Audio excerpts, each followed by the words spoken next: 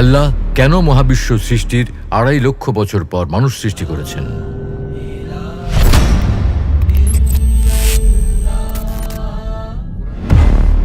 Islam and life, ultimate path of light. আসসালামু আলাইকুম ওয়া রাহমাতুল্লাহ। ইসলাম অ্যান্ড লাইফের আল কোরআন ও বিজ্ঞান ভিত্তিক নতুন একটি আলোচনায় আপনাদের সবাইকে স্বাগতম। যারা আমাদের চ্যানেলটি এখনও সাবস্ক্রাইব করেননি তারা এখনই চ্যানেলটি সাবস্ক্রাইব করে নিয়মিত আপডেট পেতে বেল আইকনটি প্রেস করে দিন। প্রিয় দর্শক, কোরআনুল কারিমে আল্লাহ তাআলা মহাবিশ্ব এবং পৃথিবীর সৃষ্টির বিষয়ে যে সকল আয়াত অবতীর্ণ করেছেন তাতে দেখা যায় মানুষকে তিনি ৬ষ্ঠ ধাপে সৃষ্টি করেছেন। প্রতিটি ধাপ সম্পন্ন করতে সময় লেগেছে ৫০,০০০ বছর। এই হিসেবে মহাবিশ্ব সৃষ্টির ২.৫ লক্ষ বছর পর মানুষকে সৃষ্টি করা হয়েছে। কিন্তু কেন মানুষকে এর আগে সৃষ্টি করা হয়নি? মানুষকে এত পরে সৃষ্টির কারণ কি? এর পেছনে কোনো রহস্য লুকিয়ে আছে কি? এ নিয়ে আজ আমরা আল কোরআন, হাদিস রাসূল এবং পদার্থ বিজ্ঞানের আলোকে বিস্তারিত আলোচনা করব ইনশাআল্লাহ। মহাবিশ্ব সৃষ্টির সময়কাল। প্রিয় দর্শক, আল্লাহ তাআলা পবিত্র কোরআনুল কারিমের একাধিক সূরায় একাধিক আয়াতে মহাবিশ্ব সৃষ্টির সময়কাল বর্ণনা করেছেন। এই সকল আয়াত অনুসারে দেখা যায় আল্লাহ তাআলা ৬টি পর্যায়ে বা ৬ সময়কালে আসমান, জমিন এবং এই দুয়ের মধ্যবর্তী সবকিছু সৃষ্টি করেছেন।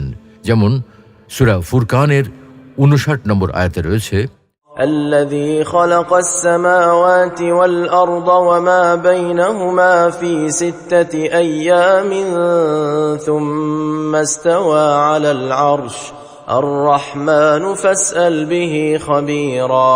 তোমাদের রব হচ্ছেন সেই আল্লাহ যিনি আসমানসমূহ ও জমিন ৬ দিনে সৃষ্টি করেছেন, অতঃপর তিনি আরশের উপর সমাসীন হন। তিনি পরম করুণাময়, সুতরাং এ বিষয়ে তোমরা তাকে জিজ্ঞাসা করো যে সম্যক অবগত। এছাড়া সূরা আরাফ, সূরা হাদীদ এবং সূরা হুদেও একই কথা বর্ণনা করা হয়েছে। ৭ আসমান, ৭ জমিন এবং এই দুয়ের মাঝখানে যা কিছু আছে সবকিছু আল্লাহ তাআলা ৬ সময়কালে সৃষ্টি করেছেন। তবে সবকিছু তিনি একসাথে সৃষ্টি করেননি, বরং ধাপে ধাপে সৃষ্টি করেছেন। সবার আগে ৭ আসমান ও জমিনের মৌলিক কাঠামো সৃষ্টি করেছেন। এরপর ভূমণ্ডল সৃষ্টি করেছেন।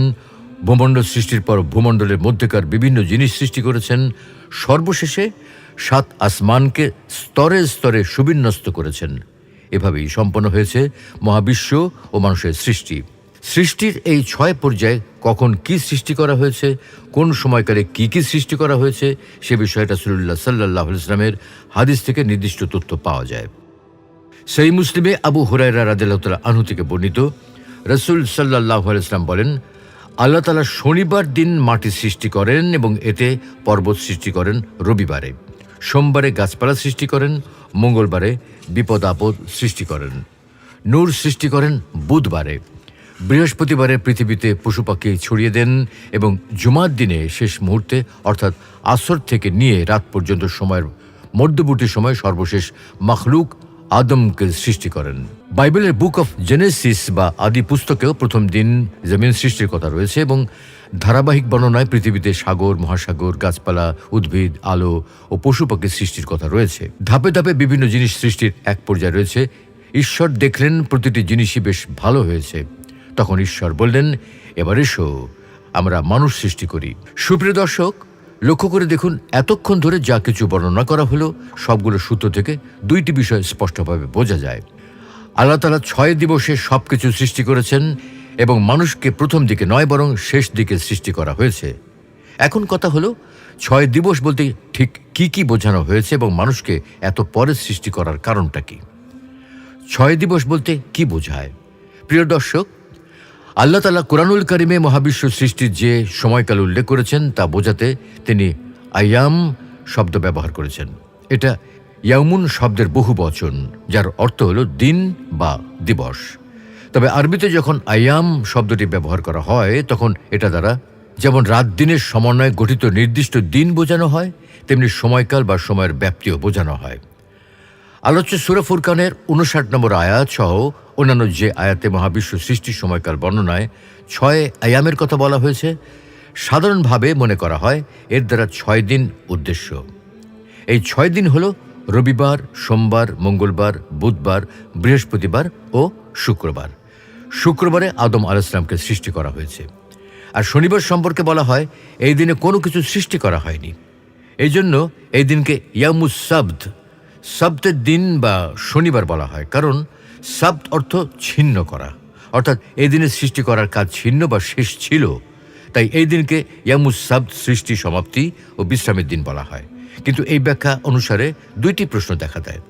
প্রথম প্রশ্নটা হলো, সূর্যের পরিক্রমণের ফলে দিন ও রাত সৃষ্টি হয়। নবমণ্ডল ও ভূমণ্ডল সৃষ্টির পূর্বে যখন চন্দ্র সূর্যই ছিল না, তখন 6 দিনের সংখ্যা কি হিসাবে নিরূপণ করা হলো?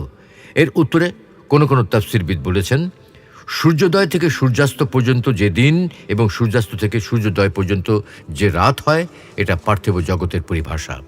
মহাবিশ্ব সৃষ্টির পূর্বে আল্লাহ তাআলার কাছে দিন রাতের পরিচয়ের অন্য কোনো লক্ষণ নির্দিষ্ট থাকতে পারে। যেমন জান্নাতের দিন রাত সূর্যের পরিক্রমণের অনুগামী হবে না। আল্লাহ তাআলা সেই নির্দিষ্ট লক্ষণের ভিত্তিতে 6 দিবসের কথা বলেছেন। আর দ্বিতীয় প্রশ্ন হলো, যে লক্ষণের ভিত্তিতেই দিবস নির্ধারণ করা হোক না কেন, এই 6 দিন কি দুনিয়ার স্বাভাবিক দিন?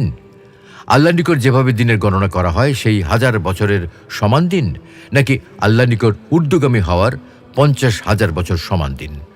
এ বিষয়ে আমাদের চ্যানেলে হাসরের একদিন সমান পৃথিবীর 50,000 বছর কিভাবে সম্ভব শিরোনামে আল কোরআন ও বিজ্ঞানের আলোকে বিস্তারিত আলোচনা করা হয়েছে। চাইলে ভিডিওটি আই বাটন থেকে দেখে নিতে পারেন। স্পষ্টত মনে হয় এই 6 দিন দুনিয়ার স্বাভাবিক দিন নয়, কারণ প্রথমত সেই সময় চাঁদ ও সূর্যের এই নিয়মই ছিল না। আসমান ও জমিন সৃষ্টির পরেই এই নিয়ম চালু হয়েছে। দ্বিতীয়ত এটা ঊর্ধ্বজগতের ব্যাপার, যার সাথে দুনিয়ার রাত দিনের কোনো সম্পর্ক নেই। কাজেই এই দিনের প্রকৃত অর্থ আল্লাহই ভালো জানেন।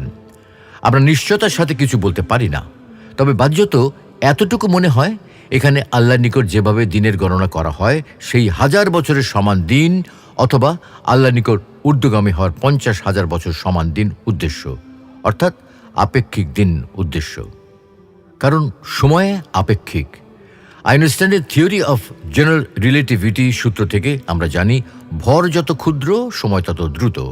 আর এ কারণেই সময় অথবা ঘড়ির হার নির্ভর করে গতি এবং গ্র্যাভিটির উপরে। যদি কোনো ঘড়ি অতি গতিতে থাকে এবং এটি যদি একটি শক্তিশালী মাধ্যাকর্ষণ বলে থাকে, তাহলে ঘড়িটি ধীরে চলবে। একটা উদাহরণ দেওয়া যাক। ধরুন 2টি ঘড়ি আছে। একটি ঘড়ি প্লেনের মধ্যে রাখা অথবা মহাবিশ্বের কোনো এক নভোযানে রাখা, আর অন্যটি আপনার সাথে।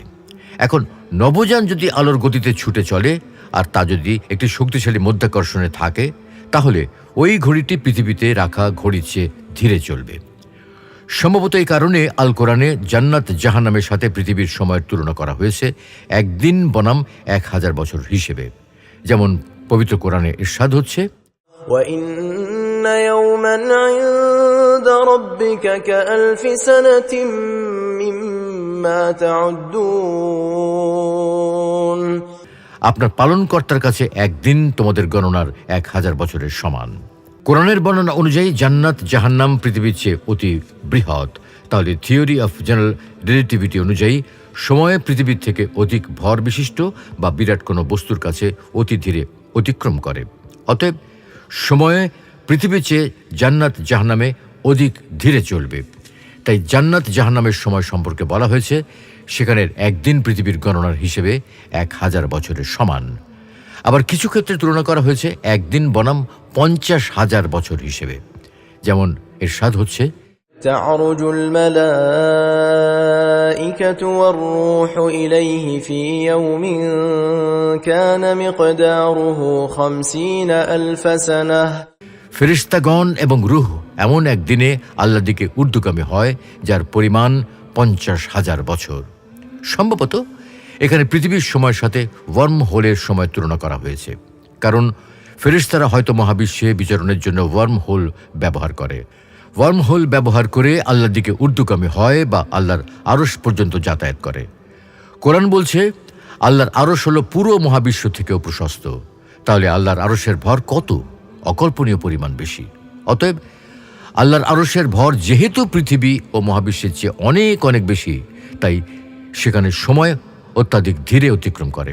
তাই আল্লাহর আরশের দিকে ঊর্ধ্বগামী হওয়ার সময় সম্পর্কে বলা হয়েছে সেখানের একদিন পৃথিবীর গণনার হিসেবে 50,000 বছরের সমান। তো যাই হোক, আলোচ্য ক্ষেত্রে যদি 1000 বছরের সমান দিন উদ্দেশ্য হয়, তাহলে দেখা যাচ্ছে মানুষকে মহাবিশ্ব সৃষ্টির প্রথম দিকে নয়, বরং শেষ দিকে ষষ্ঠ দিবসে সৃষ্টি করা হয়েছে। অর্থাৎ মানুষকে মহাবিশ্ব সৃষ্টির কমপক্ষে 5,000 বছর পর সৃষ্টি করা হয়েছে। আর যদি 50,000 বছর সমান দিন উদ্দেশ্য হয়, তাহলে দেখা যাচ্ছে মানুষকে মহাবিশ্ব সৃষ্টির কমপক্ষে 2.5 লক্ষ বছর পর সৃষ্টি করা হয়েছে। তাই প্রশ্ন জাগে, মানুষকে এত পরে সৃষ্টির কারণ কি? এর পেছনে কোনো রহস্য লুকিয়ে আছে কি? মানুষকে 2.5 লক্ষ বছর পর সৃষ্টির রহস্য, প্রিয় দর্শক, আল্লাহ তাআলা সমগ্র বিশ্বকে মুহূর্তের মধ্যে সৃষ্টি করতে সক্ষম। স্বয়ং কোরআনুল কারিমেও বিভিন্ন ভঙ্গিতে একথা বারবার বলা হয়েছে। কোথাও বলা হয়েছে 1 নিমিষের মধ্যেই আমার আদেশ কার্যকরী হয়ে যায়। আবার কোথাও বলা হয়েছে আল্লাহ যখন কোনো বস্তু সৃষ্টি করতে চান তখন বলে দেন কুন, হয়ে যাও, আর সঙ্গে সঙ্গে তার সৃষ্টি হয়ে যায়। তা সত্ত্বেও তিনি প্রতিটি জিনিসকে পৃথক পৃথকভাবে পর্যায়ক্রমে বানিয়েছেন কেন? মানুষকে মহাবিশ্ব সৃষ্টির এত পরে সৃষ্টির কারণ কি? এর যুক্তি ও কৌশলগত ব্যাপারে তিনিই সর্বাধিক অবগত। তাফসিরবিদ সৈয়দ ইবনে জুবাইর রাহিমাহুল্লার মতো কোনো আলেম এর যৌক্তিকতা সম্পর্কে বলেন, আল্লাহ তাআলার মহাশক্তি নিঃসন্দেহে 1 নিমেষে সবকিছু সৃষ্টি করতে পারে, কিন্তু মানুষকে বিশ্ব ব্যবস্থা পরিচালনার ধারাবাহিকতা ও কর্মতৎপরতার শিক্ষা দেওয়ার উদ্দেশ্যেই এতে 6 দিন ব্যয় করা হয়েছে। এতে মানুষকে ধীর স্থিরতার সাথে শান্তভাবে এবং পর্যায়ক্রমে কার্যাদি সম্পাদন করার শিক্ষা দেওয়া হয়েছে। তবে বাহ্যিকভাবে দেখা যায় নবমণ্ডল ও ভূমণ্ডল 6 সময়কালের সৃষ্টির ব্যাখ্যা দিয়ে সূরা ফুসসিলাতের 9ম, 10ম ও 11তম আয়াতে স্বয়ং আল্লাহ তাআলা বলছেন, قل أئنكم لتكفرون بالذي خلق الأرض في يومين وتجعلون له أندادا ذلك رب العالمين। বলুন, তোমরা কি সেই সত্তাকে অস্বীকার করো যিনি পৃথিবী সৃষ্টি করেছেন 2 দিনে, এবং তোমরা কি তার সমকক্ষ স্থির করো? তিনি তো সমগ্র বিশ্বের পালনকর্তা। এই আয়াতে বলা হচ্ছে মহাবিশ্ব সৃষ্টির 2 দিনব্যাপী ভূমণ্ডল সৃষ্টি করা হয়েছে, আর পরের 2 দিনব্যাপী পাহাড়, সমুদ্র, খনি, বৃক্ষ, উদ্ভিদ এবং মানুষ ও পশু পাখির পানাহারের বস্তু সামগ্রী সৃষ্টি করা হয়েছে। যেমন ইরশাদ হচ্ছে, وجعل فيها رواسي من فوقها وبارك فيها وقدر فيها أقواتها في 4 أيام سواء للسائلين। তিনি পৃথিবীর উপরিভাগে অটল পর্বতমালা স্থাপন করেছেন, তাতে কল্যাণ নিহিত রেখেছেন এবং 4 দিনের মধ্যে তাতে খাদ্যের ব্যবস্থা করেছেন। পূর্ণ হল জিজ্ঞাসুদের জন্য। এরপর কি করা হয়েছে? ইরশাদ হচ্ছে, ثم استوى إلى السماء وهي دخان فقال لها وللأرض ائتيا طوعا أو كرها قالتا أتينا طائعين। তিনি পুনরায় আসমানের প্রতি মনোযোগ দিলেন, যা ছিল ধূম্রকুঞ্জ। অতঃপর তিনি তাকে এই পৃথিবীকে বললেন, তোমরা উভয়ে আসো, ইচ্ছায় অথবা অনিচ্ছায়।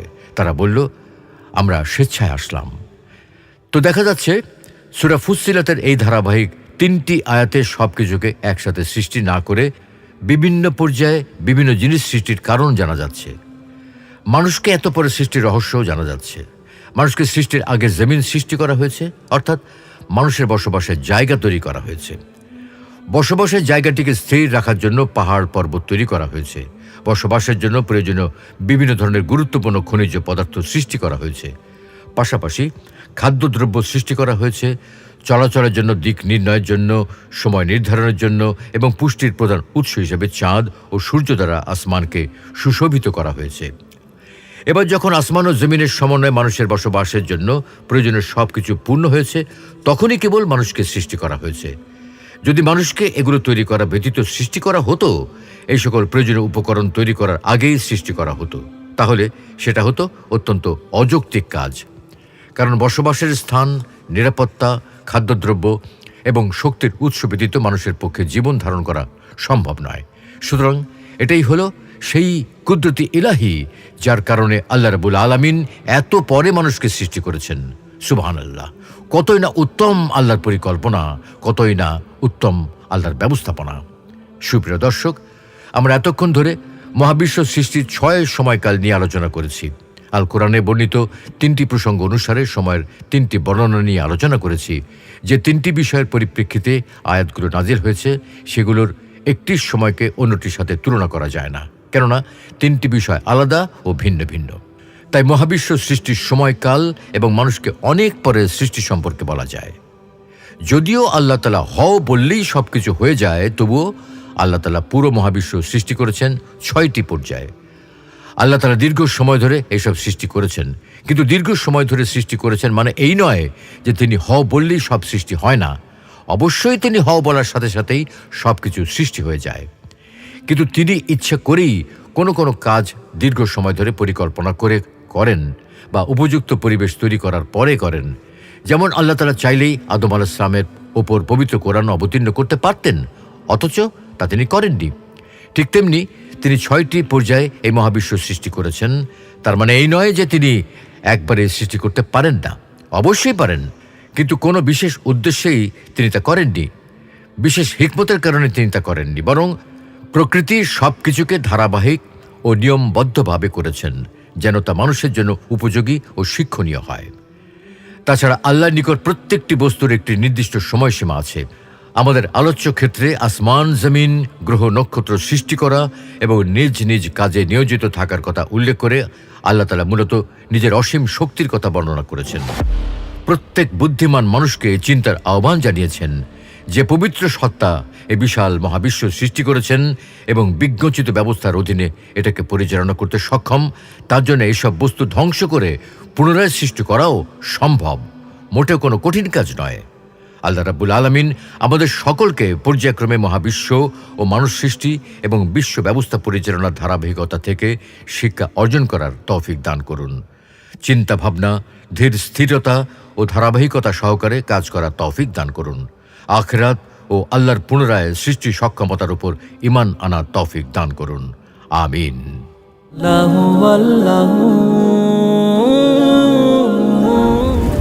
মহাবিশ্ব সৃষ্টির পূর্বে আল্লাহ কি করতেন? কবরের আযাব কি শুধু আত্মার উপরে হবে? ওগো কমলি ওয়ালা নবী সাল্লাল্লাহু আলাইহি। দোয়া কি মানুষের ভাগ্য পরিবর্তন করতে পারে? লা ইলাহা ইল্লাল্লাহ। কোরআন ও হাদিসের আলোকে জীবন গড়ুন, ইসলাম অ্যান্ড লাইফের সাথেই থাকুন।